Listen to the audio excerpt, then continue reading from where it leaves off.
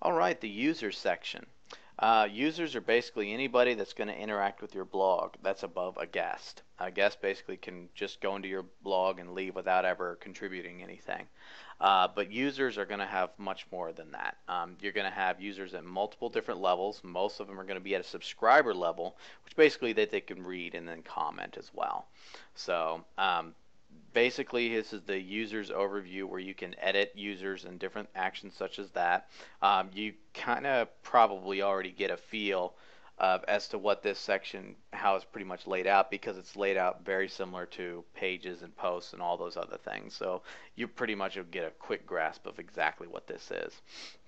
In order to add a new user, if you don't have users that can currently register themselves, which is a feature in the settings that we'll go over later, basically you can add them manually. So you can go under here under the users in the navigation, go to add new,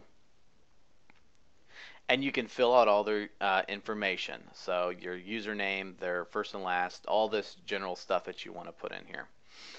You also want to send the user the password by email. You can do that if you want. You can have that option in there. And down here is probably the most important part of it, and that's the role. Whenever you're adding a user, you want to be able to set the role to whatever they are going to be. There is 5 different roles available: subscriber, administrator, editor, author, and contributor. And depending on what you add depends on what they're going to be able to do. A subscriber and a contributor is only going to be able to do very, very limited things. A subscriber can only comment and read. A contributor is only going to be able to edit current posts and delete unpublished posts and very, very basic things. Basically, he's going to be able to help maintain some of the content but can't add any of his own. The author will be able to do all of that of contributor and subscriber, but also be able to publish posts, delete posts, and all those other things, basically, and also be able to upload media, such as photos, videos, files, things like that. And that's what an author can do. An editor can do almost everything that an administrator can that just basically pertains to content. They're going to be able to moderate comments. They're going to be able to approve posts and pages and things like that that the authors have put up. They're going to be able to do anything basically whenever it comes to content. So if it has something to do with content, then the editor is going to be able to do it. The administrator is going to basically be able to do everything that's in the site. That is the user that you are when you first installed your blog.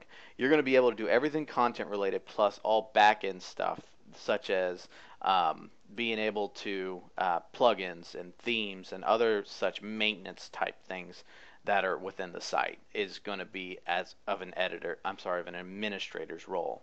So actually, WordPress has a roles and capabilities list within its codex, which is basically like its gigantic instruction manual. And you can find that under roles and capabilities if you search the WordPress codex.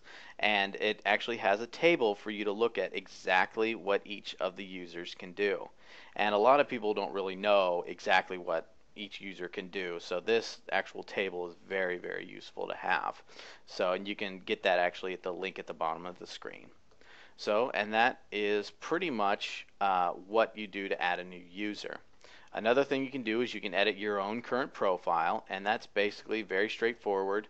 You can do certain things such as adjust the back-end styles of it, a couple of little quirky features with the editors, your name and your contact info and your biographical info. And some themes will actually show this bio here. So this is something that you may want to add onto your actual profile. And also you can do your password change right there. And if you click profile, everything will be updated. And that pretty much does it for users. There's a couple little settings that we'll go over later for individual user settings, and that pretty much does it. So we'll go on to the next section.